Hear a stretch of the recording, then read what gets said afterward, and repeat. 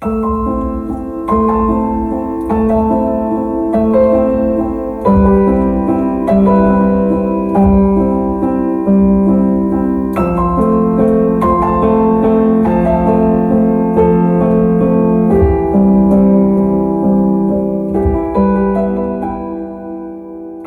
a moment in The Lion King that's always stuck with me. As you might recall, Simba's uncle Scar arranged to have Mufasa, Simba's father, and his own brother murdered in a stampede. Afterwards, Scar uses a Jedi mind trick on Simba, making him think it's his fault. So Simba leaves the Pride Lands out of shame. Meanwhile, with Simba gone, Scar assumes the role of Pride leader. Simba's been running from his past for years. He hides from responsibility and lives in exile until his father appears to him in a vision. His father, Mufasa, says, "Simba, you have forgotten me," in the classic James Earl Jones voice. But then Simba replies, "No, how could I?" And Mufasa says, "You have forgotten who you are, and so forgotten me. Look inside yourself, Simba. You are more than what you have become. You must take your place in the circle of life."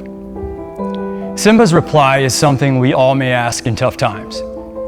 "How can I go back?" he said. "I'm not who I used to be." But Mufasa doesn't relent. He says, "Remember who you are. You are my son and the one true king. Remember who you are. Remember." Simba's at a crossroads. He can keep running, keep hiding in comfort and safety, or he can step back into his calling, into his kingdom, into who he was meant to become. His father's words cut right through the shame and fear. Remember who you are. I think that moment captures something really important about life, because sometimes we face these crossroads too. Maybe you're contemplating changing careers. Maybe you're trying to decide whether to stay comfortable but unfulfilled, or risk financial and professional stability for the unknown. Maybe you're contemplating a move, maybe for a job, a relationship, or simply a fresh start. And this choice dictates the stage on which the next chapter of your life will play out, determining the people you will meet, the culture you will experience, and how close you remain to your roots. Do you choose adventure and growth in a new environment, or the deep roots and support system of home? Maybe you're contemplating your health. Maybe you or somebody you love just received a life-altering diagnosis. Maybe you've had your own medical scare, or you're under extreme stress, or you've experienced the sudden loss of a loved one. This crossroad forces us to evaluate our daily habits and priorities. Or maybe you're contemplating your core values or moral compass. Maybe your values are being tested either professionally or socially. Maybe you're being pressured to compromise your integrity. And you have to decide whether to speak up and face the potential fallout, or stay silent and live with the internal compromise. Or maybe you're contemplating a relationship. Maybe you're considering whether to go all in or walk away. A major crossroads occurs when a relationship reaches a plateau where a definitive choice must be made. Commit to a shared future, or recognize the relationship has run its course and ended. Maybe you're considering the difficult choice between doing the hard work of deep commitment and doing the hard work of untangling your life from someone else's. When Jesus sat down with his disciples at the Last Supper, he broke bread, offered wine, and implored them to receive the elements in remembrance of him. Jesus, with his betrayer kneeling at the table before him, knowing that 3 of his disciples would fall asleep in the garden where he prayed, knowing he was going to be arrested in that very garden, knowing that his disciples, including his good friend Peter, would deny any and all affiliation with him, leaving him totally alone to then be crucified, knowing all of that, he still tells them, "As often as you break this bread and drink this cup, remember me." Jesus is signaling something important about remembering in this moment. Now, the New Testament in the Bible was written in Greek, and sometimes it's helpful to look at the original words for a deeper meaning than their English translations. The Greek word for remembrance there doesn't mean passively thinking about something. It means remembering as if Jesus were literally in the room with you, to invoke his presence, to make it alive and real. This is an active form of remembering that does something very important. It holds Jesus and his goodness at the center. It grounds us. It gives us a better sense of what we were made for, because we are actively engaging with the Creator. Frederick Buechner once stated that we discover our purpose, our calling, if you will, at the intersection of where our gifts meet the world's needs. I really believe that we were all meant to use our gifts to pour goodness back into the world. Like Simba and the disciples, you and I face a similar choice when we reach a crossroads in our life. We can retreat, or we can remember. And I think there's a real difference between the two. Retreating is giving up. We go backward and then we remain there. But remembering, that's an active choice that invites us to reconsider our purpose and then step forward into our calling. The crossroads calls us forward, not back.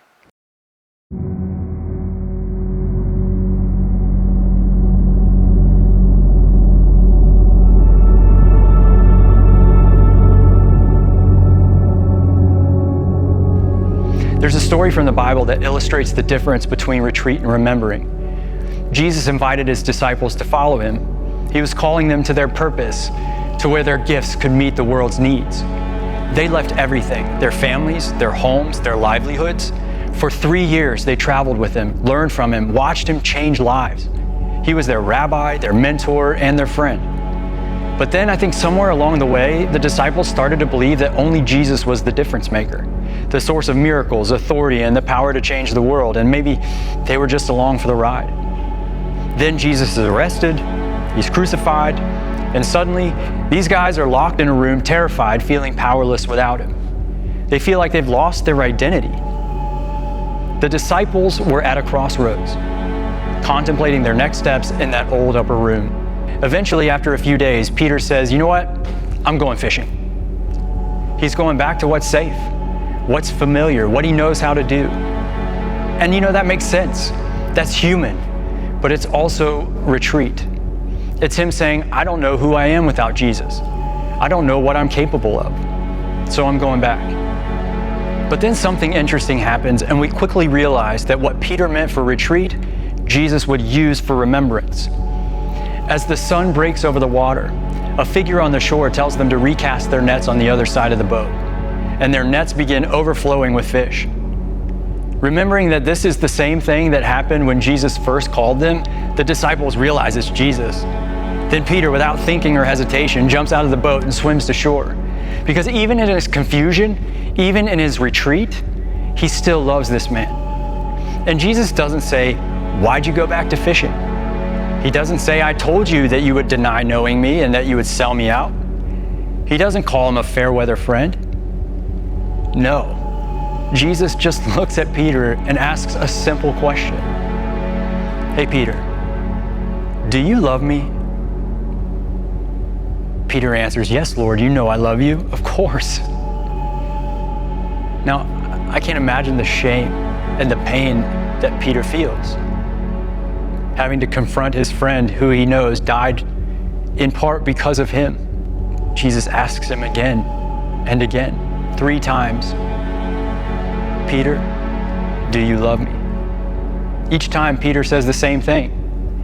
There's something beautiful in that repetition. Because Peter had denied Jesus 3 times, Jesus now asks him to affirm his love 3 times. It's like a canceling out, a redemption of the denial. But here's what matters most.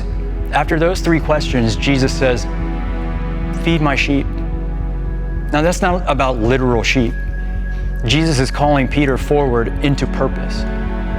He's saying, Peter, your life has meaning. You're meant to serve. You're meant to pour into people's lives and make a difference. And that purpose doesn't disappear if or when life falls apart or you make mistakes. So what does that mean for you? If you're walking through uncertainty, whether that's a career shift, a move, a diagnosis, a loss, a relationship change, feeding Jesus' sheep might mean showing up for the people around you with presence and love.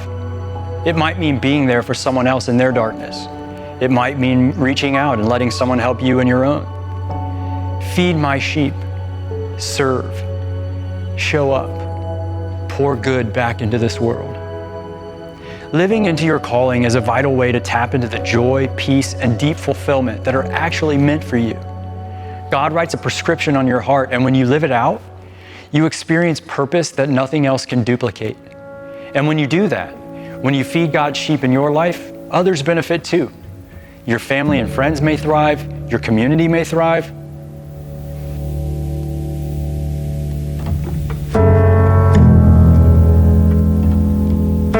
But sometimes we may need to go back to go forward. We may have to return to the people and places that remind us who we are. Going back, not to stay, but to remember. To revive the dormant purpose and passions within us, so we can remember who we are and live as God wants us to live. I needed that reminder recently. I was at a crossroads and I needed to remember who I was and rediscover my purpose. So I traveled to Florida, where I grew up, back to my roots, back to the people who shaped me, and back to the community where I started in youth ministry. I didn't go back to stay there. I went back to remember my purpose and rediscover my passion. I told people I was going on a pilgrimage. I met with former students and adult leaders who poured goodness into me over the years. One particular morning, I visited with a young woman I mentored years ago, whose parents profoundly impacted me as a young adult. I first knew Katie as a 7th grader, up through graduation and years later. Eventually, I officiated her wedding, and now she's a parent of 3 with a 4th on the way. And it's amazing how saying that out loud can make a guy feel old. Though we hadn't seen each other in years, we spoke as if no time had passed. She gave me permission to share her story here. Katie opened up about her struggles as a parent of a child with autism, the grief, the fear, the love, all of it intertwined. She confessed that she didn't want to believe it at first, though she knew something was different, especially compared to her first child. Eventually, she read about some of the signs of autism, and she realized that she needed to have Ashlyn evaluated. She said she took a shower that night. She realized this was a real possibility, and all she could do was stand there motionless and cry. Now, I sat and listened as Katie relayed her fear and anxiousness about coming to terms with Ashlyn's diagnosis, and then how she valiantly pivoted to get Ashlyn the best care that she needs. I sensed that there were days when it's been overwhelming and exhausting. I'm sure there have been days when she's felt too inadequate for such a huge responsibility. Most parents feel this way. I know I have. As I listened, I felt like God was leading me to say something. I told Katie, I know that every parent wants the very best for their children, and we want our children to be normal. I can hear the fear and worry in your voice. But you have an amazing support network. Now, both of her parents are retired teachers. I said, your dad has the patience of Job, and your mom can provide valuable wisdom and guidance from her years as a special ed teacher. Also, I can't think of a better parent for your child, because I see in you exactly what your daughter needs: the energy, the understanding, your incredible empathy, and your love. I assured her that Ashlyn was blessed to have her as a mom, and that likewise Katie would be blessed by her sweet child for years to come. I felt a peace and a joy from this interaction, because God was reconnecting me with my purpose, by reconnecting me with an old friend and offering encouragement by speaking truth and blessing into her life. The next night, Katie invited me to dinner so I could meet the entire family. So a friend and I brought pizza over to the house, and when we walked in, her 3 precious girls greeted us. But there was one little girl in particular who seemed to stare us up and down to determine if we were safe. She didn't say anything, but after she was done giving us a TSA-like look over, she walked up to me and she gently raised her arms. She was asking me to pick her up. Katie smiled and said, sometimes when people come over, Ashlyn adopts somebody to be her person. You've been adopted. Now let me tell you, I felt so honored to be chosen, and I could not pick up that child fast enough. After dinner, the kids showed us around their farm. They showed us the goats, the chickens, and the smelly pigs. And as we walked around, Ashlyn asked me to pick her up again. And something occurred to me in that moment. My purpose never ended. The work I did years ago is still rippling forward. It's still mattering, and I didn't even know it. That's what remembering does. It revives our calling and purpose. We remember how our strengths and talents can pour goodness into the world and improve our surroundings. And when we do that, we rediscover our joy and identify the direction in which God is leading us. So here's what I want to ask you. What's your crossroads right now? What's calling you back to comfort, back to what's safe and familiar? And what's calling you forward, even if it scares you? Here's the truth. You're chosen for a greater purpose. God knows exactly who you are. Your failures, your fears, your doubts, God knows all of it, just as Jesus knew the disciples' imperfections. And one of the most beautiful parts of this story is how God uses very imperfect people to have a tremendous impact on those around them. God's calling you forward, not to shame you, not to embarrass you or others, not to prove you wrong, but because God believes in you. God believes in what you're capable of becoming. So don't let retreat be the enemy of restoration and remembering. Remember if you need to. Identify your passions and gifts. Rediscover your calling. Allow God to revive it within you, but then step forward. Feed your sheep. Pour goodness into the world. Live with new purpose. Because the crossroads doesn't have to be a place of confusion. The crossroads isn't an ending.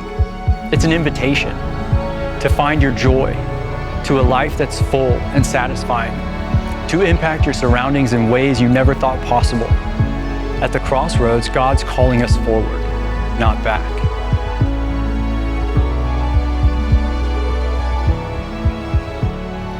May you embrace the uncertainty before you, and may you go forward and remember that God has chosen you, and may you find your joy as you live with greater purpose.